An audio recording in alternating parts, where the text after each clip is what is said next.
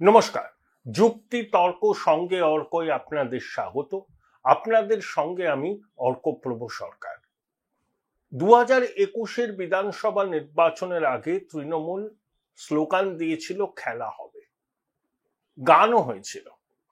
বালির তরুণ তুর্কি দেবাংশু একটা গানও লিখেছিলেন, সেই গানটা তৃণমূলী মহলে প্রশংসিত হয়েছিল। দেবাংশু যুব নেতা, আবেগ আছে।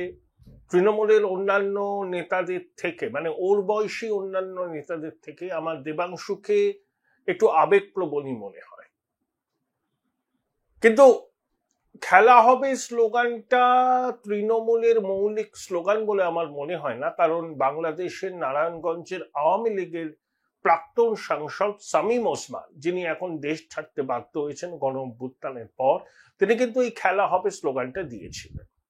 সেখান থেকেই তৃণমূল এই স্লোগানটা ধার করেছে বলে বিজেপির অভিযোগ ছিল। কিন্তু খেলা হবে স্লোগান 2021-এর বিধানসভা নির্বাচনের আগে খুব জনপ্রিয় হয়েছিল। স্বয়ং মমতা বন্দ্যোপাধ্যায় একটা নির্বাচনী সভায়, আমার মনে আছে, ফুটবল হাতে নিয়ে ছুঁড়ে বলেছিলেন খেলা হবে। তৃণমূল সেবার খেলেছিল, তৃতীয়বার টানা তারা বিধানসভায় ভোটে জয়লাভ করে। বিজেপির 200 পারের স্বপ্ন 77-এ থমকে যায়। তাই নির্বাচনে এই স্লোগানের একটা মাহাত্ম্য আছে, একটা গুরুত্ব আছে, সেটাকে কখনোই অস্বীকার করা যায় না। তা বিজেপি এবার খুব পরিকল্পনা করে এগোচ্ছে। তারা কি কার্যকরী স্লোগান হতে পারে সেই নিয়ে তত্ত্ব তালাশ চলছে। বিভিন্ন রকম মতামত আসছে। কোনো মতামত, মানে কোনো সিদ্ধান্ত চূড়ান্ত হয়নি, কিন্তু একটি সিদ্ধান্ত, মানে একটি স্লোগান ব্যক্তিগতভাবে আমার খুব ভালো লেগেছে। জানি না শেষ পর্যন্ত সেই স্লোগানটি সিলমোহর পাবে কিনা। বিজেপির একজন শীর্ষস্থানীয় ব্যক্তি, তিনি এই স্লোগানটি কয়েন করেছেন। আপনাদের আগ্রহ নিশ্চয়ই আছে সেই স্লোগানটি কি, স্লোগানটি আপনারা কিভাবে গ্রহণ করছেন। মানে যদি সেটা আনুষ্ঠানিকভাবে বিজেপির 2026-এর নির্বাচনের স্লোগান হয়। স্লোগানটি হলো এই, এবার বিজেপি আসছে। যিনি এই স্লোগানটি কয়েন করেছেন তিনি বলছেন ঘনিষ্ঠ মহলে এর মধ্যে একটা আত্মবিশ্বাস আছে, একটা অ্যাসার্ট করার ব্যাপার আছে। পশ্চিমবঙ্গের মানুষকে এই বার্তাটা দেওয়ার, আপনারা আর কনফিউজড হবেন না, এবার বিজেপি আসছে। তাহলে এবার বিজেপি আসছে, এই বাক্যটি যদি বিজেপির স্লোগান হয়, নির্বাচনী স্লোগান হয় বা ক্যাচ লাইন হয়, আপনারা সেটাকে কিভাবে দেখবেন? কমেন্ট বক্সে মতামত লিখে জানাবেন।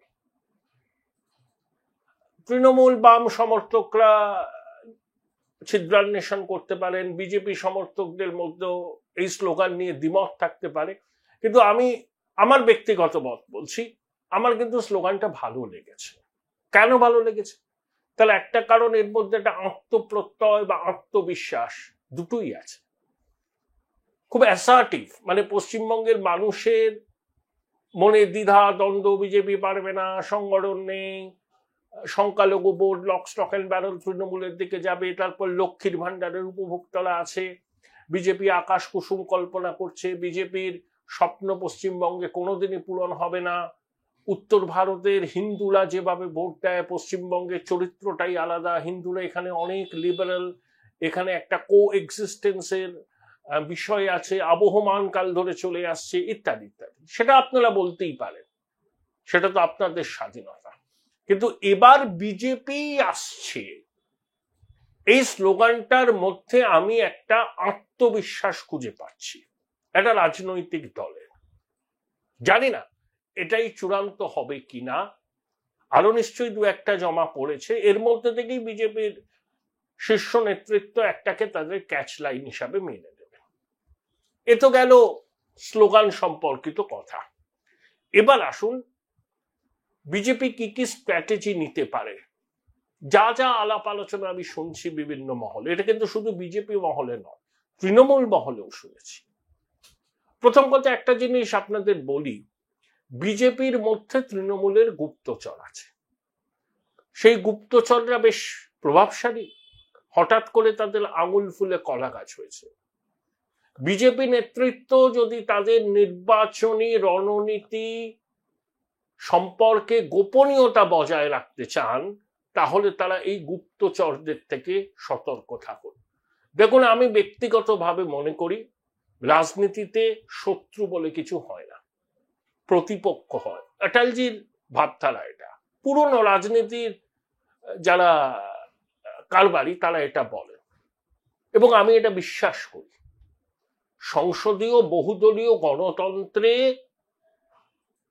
প্রতিপক্ষ হয়, শত্রু হয় না। কিন্তু এই প্রতিপক্ষকে শত্রুতে রূপান্তর করাটা তৃণমূলই করেছে। ক্ষমতায় আসার পর খাদ্য দুর্নীতি অভিযুক্ত বালু মল্লিক কি বলেছিল? চায়ের দোকানে সিপিএম থাকলে বসবেন না, সিপিএম কেউটে সাপের মতো, সিপিএম এর বাড়িতে ছেলে মেয়ের বিয়ে দেবেন না, ইত্যাদি ইত্যাদি। অর্থাৎ সিপিএম তোমার প্রতিপক্ষ নয়, তোমার শত্রু। এই যে শত্রু হিসাবে বিরোধী দলকে দাগিয়ে দেওয়া, এই পরম্পরাটা বা এই ট্র্যাডিশনটা বিগত 15 বছরের। বাম জামানাতে তৃণমূল এবং কংগ্রেসের সঙ্গে কি বামেদের রাজনৈতিক লড়াই ছিল না? খুবই ছিল, কখনো কখনো তিক্তও হয়েছে। কিন্তু ওরা সামাজিক অনুষ্ঠানে বাম নেতারা, কংগ্রেসের নেতারা, তৃণমূল নেতারা যেতেন, অবশ্যই যেতেন তারা। কিন্তু ওই 2007-08 পরবর্তী পর্যায় থেকে মমতা বন্দ্যোপাধ্যায় সিপিএম এর বিরুদ্ধে একটা আপোষহীন মনোভাব নেন এবং যে কোনো ধরনের সামাজিক অনুষ্ঠানও তৃণমূল এড়িয়ে যেতে শুরু করে, যদি সেখানে বামপন্থীদের উপস্থিতি থাকে। সম্প্রতি বিজেপির পুরনো নেতা, রাজ্য সভাপতি ছিলেন রাহুল সিনহার বিবাহ বার্ষিকী হয়, তো সেখানে অনেককেই তিনি আমন্ত্রণ জানিয়েছিলেন। তৃণমূলের অনেক নেতাকে আমন্ত্রণ জানিয়েছিলেন। কজন গেছিলেন আমি জানি না, একজন যেতে পারেন, অধিকাংশই কিন্তু এড়িয়ে গিয়েছেন। এবং তারা যাবেন কি যাবেন না সেটা অনুমতি তারা নিয়েছিলেন দলনেত্রীর কাছ থেকে। সম্ভবত দলনেত্রী কাউকেই সেই অনুমতিটি দেননি। নেতারা তাদের প্রতিনিধি মারফত পুষ্পস্তবক পাঠিয়ে শুভেচ্ছা জানিয়েছিলেন, দ্যাটস অল। কিন্তু এই ট্র্যাডিশন মোটেই স্বাস্থ্যকর নয়, এটা কিন্তু চলছে এখন। যাই হোক, তাহলে এখন বিজেপির রণকৌশল কি হতে পারে? দেখুন, টার্ন করতে এবার তারা স্বাগত জানাবে না। তৃণমূলের মধ্যে অনেক অতৃপ্ত আত্মা আছে যারা তৃণমূলে পাত্তা না পেয়ে বিজেপির দিকে ভিড়তে পারে। তাদেরকে নেওয়া হবে কি নেওয়া হবে না এই নিয়ে আলোচনা চলছে, কিন্তু একটা সিদ্ধান্ত হয়েছে যে আসলে পরেই আসতে, মানে আসার ইচ্ছা প্রকাশ করলেই দরজাটা হাট করে খুলে দেওয়া হবে না। 2021 সালে যেটা কৈলাস বিজয়বর্গী, মুকুল রায় করেছিলেন, তার খেসারত বিজেপিকে দিতে হয়েছে। শুভেন্দু অধিকারী, জিতেন্দ্র তিওয়ারি সহ কিছু জন যারা তৃণমূল থেকে এসেছিলেন তারা কিন্তু থেকে গেছেন। আবার অনেকেই ফলাফল আশানুরূপ না হওয়ায় ঘরের ছেলে ঘরে ফিরে গেছেন, তৃণমূল তাদের প্রায়শ্চিত্ত করিয়েছে। আবার বিজেপিতে আসতে চাইলে তৃণমূল থেকে বিজেপিও কিন্তু একই রকম প্রায়শ্চিত্ত করাবে। আসলাম, নির্বাচনে দাঁড়িয়ে পড়লাম, এবার কিন্তু হবে না। এক একজনের ক্ষেত্রে ব্যতিক্রম হতে পারে, কিন্তু সবার ক্ষেত্রে হবে না। এবং সবার আগে ধরুন তৃণমূল থেকে একজন আসতে চাইছেন, প্রথম কথা তার ভাবমূর্তিটা দেখতে হবে, মানুষের সঙ্গে যোগাযোগ আছে কিনা, তার বিরুদ্ধে কোনো চার্জেস আছে কিনা, ইত্যাদি ইত্যাদি। তখন তিনি যদি প্রতিদ্বন্দ্বিতা করতে চান এবং বিজেপির টিকিটে প্রতিদ্বন্দ্বিতা করলে তিনি জিততে পারবেন কিনা, এগুলো সব দেখতে হবে এবং সেটা দেখবে। বিজেপি এখন অনেক সতর্ক হয়ে গেছে। দেখুন, বিজেপিতে প্রার্থী কিভাবে চূড়ান্ত হয়, একটা কেন্দ্র থেকে 3টে করে নাম যায়। তৃণমূলের যেমন আইপ্যাক আছে, বিজেপির প্রতিষ্ঠান আছে। সংঘ নিজেদের মতো করে একটা মূল্যায়ন করে, বিজেপির থেকে নিযুক্ত যারা আছেন পেশাদার সংস্থা তারা করেন, এবং বিজেপি নিজের মতো করে করে সাংগঠনিকভাবে। সেই 3টে নাম থেকে একটা নামকে চূড়ান্ত মনোনয়ন দেয়া হয়।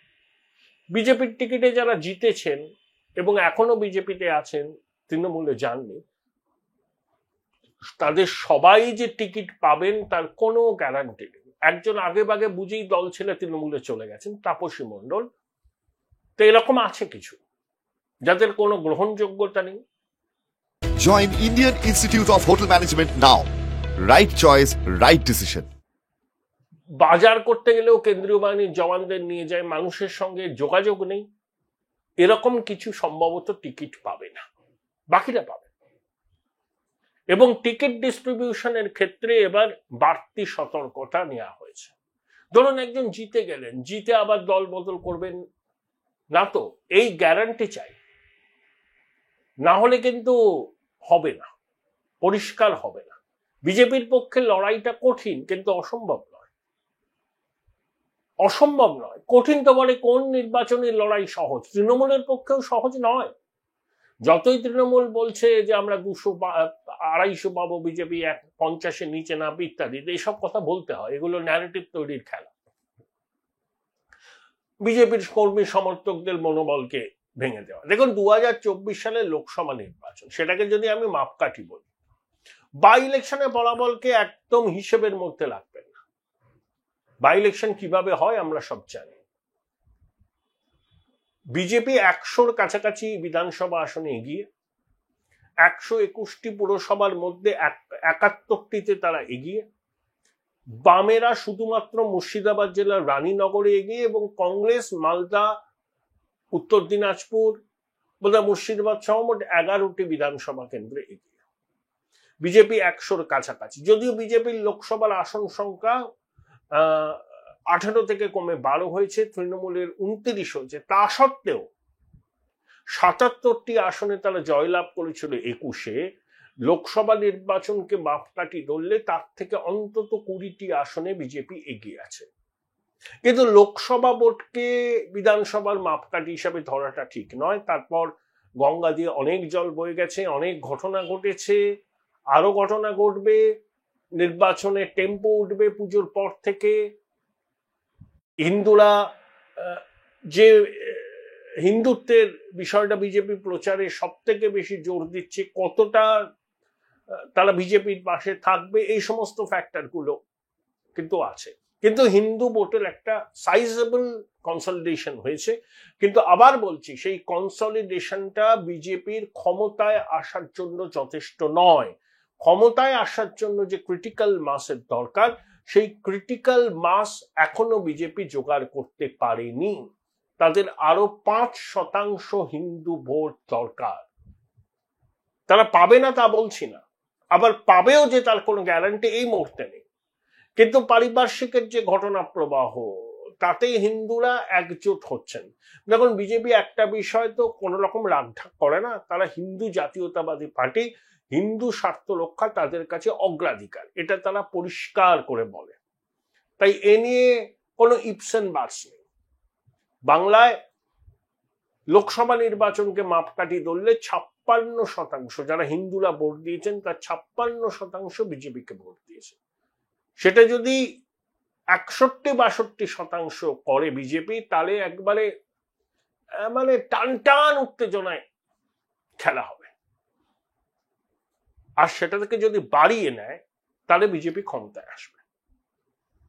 আবার পশ্চিমবঙ্গে আপনি যদি দেখেন 67-69-এর পর সেরকম ভাবে টাই টু এ সরকার করছে, বিরোধীরা খুব শক্তিশালী, এরকম কিন্তু হয়। আপনি 77 থেকে 2011 মাঝে একটা নির্বাচন, সম্ভবত 96 সালে অবিভক্ত কংগ্রেস, সোমেন মিত্র সভাপতি, 90টার কাছাকাছি আসন পেয়েছিল। এক্স্যাক্টলি ফিগারটা আমার মনে নেই, 90টার কাছাকাছি। তারপরে 2011-এ তৃণমূল কংগ্রেসের জোট সব মিলিয়ে পেয়েছিল 60-86, এসইউসিয়া GN11-এ 90-91। সেবারই প্রথম সিপিএম এর একক সংখ্যাগরিষ্ঠতা ছিল না, শরিক দলদের নিয়ে সিপিএম সরকার করে। তারপরে 2006 দেখুন, 11 দেখুন, 16 দেখুন, 21 দেখুন, যেই জিতেছে সে কিন্তু অ্যাবসলিউট জিতেছে। হতে পারে এমন মেরুকরণ হলো বিজেপির পক্ষে, বিজেপি অ্যাবসলিউট হল, আবার উল্টোটাও হতে পারে। কিন্তু উল্টোটা হওয়ার ক্ষেত্রে একটা অন্তরায় আছে। 15 বছরের প্রতিষ্ঠান বিরোধিতা আছে, দুর্নীতির অভিযোগ আছে। অতীতের কোন নির্বাচনে কি হিন্দু ভোটের এই মেরুকরণ হয়? 21-এ হয়েছিল, কিন্তু তখন সবে সলতেরা বাগানো শুরু হয়েছে। এখন মেরুকরণটা অনেক প্রকট বোঝা যাচ্ছে এবং আরো মেরুকরণের সম্ভাবনা। তাই একেবারে মেরুকরণের আবহে ভোট হবে। রুটি কাপড়া মাকান খুব প্রাসঙ্গিক, আবহমান কাল থেকে এটা চলছে, কিন্তু এবারের নির্বাচনে বোধহয় আমার মনে হয় যে সেটা প্রচারে থাকবে অবশ্যই মেরুকরণের আবহেই ভোট হবে। মমতা বন্দ্যোপাধ্যায় চেষ্টা করছেন যে মুসলমান ভোটটাকে 100-র মধ্যে 95টা নিজের বাক্সে ফেলতে। বিজেপিও চাইছে হিন্দু ভোট, যারা পোল হিন্দু ভোটের 60% উপরে চাইছে। তার মধ্যে 74টা আসনে বিজেপি সুবিধা করার সম্ভাবনা কম। বাকি 220টা আসনকেই বিজেপিকে লক্ষ্য রাখতে হবে ম্যাজিক ফিগারে পৌঁছানো। আপিল টাস্ক কিন্তু অসম্ভব নয়, অসম্ভব নয়। তাহলে এই আবহে বিজেপির নতুন রাজনৈতিক স্লোগান চয়নের কাজ শুরু হয়েছে। এবার বিজেপি আসছে। এই স্লোগানটা যদি শেষ পর্যন্ত বিজেপির নেতৃত্ব সিলমোহর দেন, আমার মতে এই স্লোগানটা ভালো। এটা আমার ব্যক্তিগত মত। বিজেপির নেতারা কি ভাবছেন সেটা তারা বুঝবেন, আমি তো তাদের হয়ে বলার কেউ নই।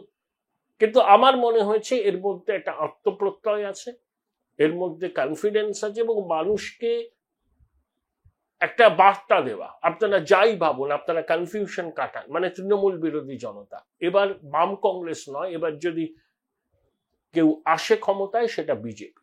তাই এবার বিজেপি আসছে। এটা যদি স্লোগান হয় আমার মতে, বা ক্যাচ লাইন হয়, ভালো চয়েস। দেখা যাক বিজেপির নেতারা কি ভাবেন।